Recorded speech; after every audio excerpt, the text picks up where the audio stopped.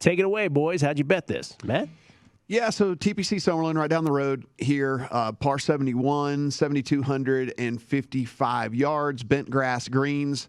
You just mentioned some of those the top players. 11 of the top 25 players in the world are actually in this thing. Brooks Koepka, Oosthuizen, Sung Jae's in there, Hideki, Victor Hovland, Webb Simpson, Patrick Reed, Will Zalatoris. So there's some big-name guys that are playing this for sure. 4 of the last 5 winning scores were at 20 under or better. So this is just a score fest, right? It's a birdie fest. It's a score fest, which is how I went about going and kind of picking the guys that I wanted to go to this week. 6 of the 11 par 4s are between 400 and 450 yards. So that was another metric that I kind of looked into as well as to which guys go after that. But again, it's not a particularly long course. It's not a particular, if you look at these, past winners right here, it's not one where you have to be long. I mean, you do see Bryson on there, but outside of that, I mean, nobody else is super long hitters at all. And so you start to break this down, and I was just looking for some of the guys that I think can go out and score a ton and maybe won't go down to the Strip the night before and get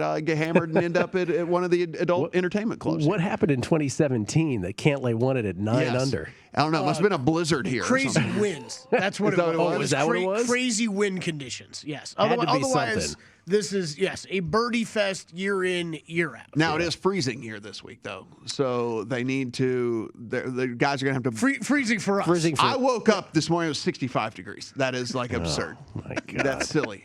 Jeez. I threw on my hoodie, went on about my day. You've become so Las Vegas soft. I mean, really. Seriously. But Kelley, pretty straightforward for me. I looked for scores. I look for guys that are pretty solid on the approach. As we do pretty much every single week. I looked for guys that were pretty decent at the 400, 450 yard par 4s, and outside of that, that was really about it. Like, I didn't look too crazy beyond that. And again, this earlier part, it's funny, Gill, this great little segue that you asked about the NBA thing. So it's the same thing that I'm going through right now with golf, right? So I bet far lighter in golf in this kind of winter swing than I do whenever we really get into it, in the thick of the season. Because again, a lot of these guys early on are working through some stuff. They're trying to figure things out. A lot of guys will try out new clubs and new balls and new, stuff like that. Like, they're people are in experimental phases, in this part of the year. And so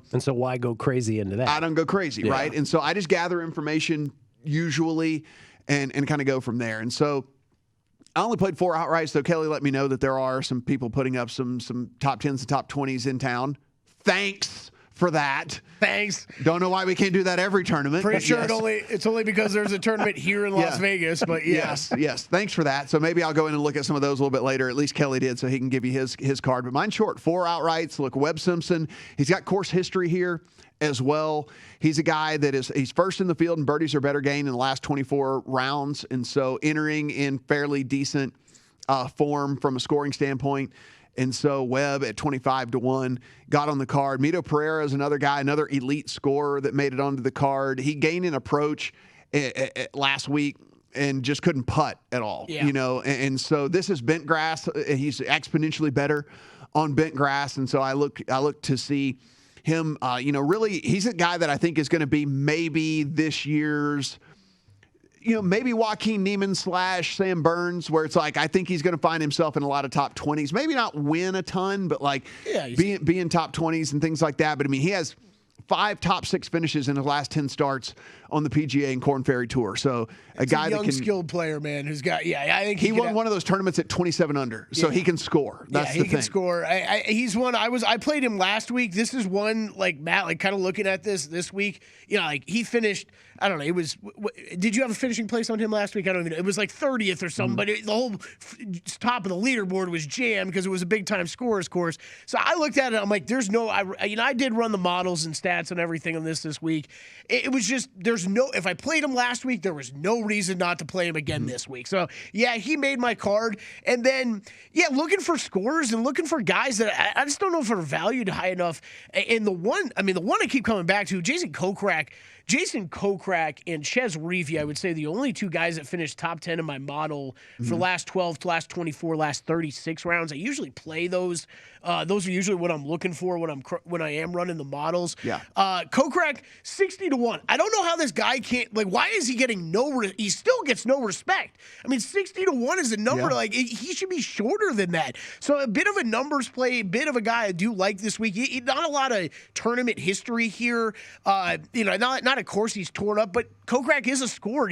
Especially if he's putting like he did this past season. So played him at top 20, played him outright, like him there. Mito Pereira. Joaquin Niemann's a guy that I think that he's another guy that can go low on these easy courses, just waiting to get that win. You know what I mean? I think he's a guy I'm going to be betting a lot until he kind of gets that, because he's got every shot in the game. One guy I did play here that does a little bit more course history related, and Joaquin Niemann has played well at this tournament before as well. But Ryan Moore was one I latched on to. He did pop up in the models a little bit more of a longer shot. He is 9th here over the past five years in tournament history over strokes gained total. So he was a guy I played 150-1.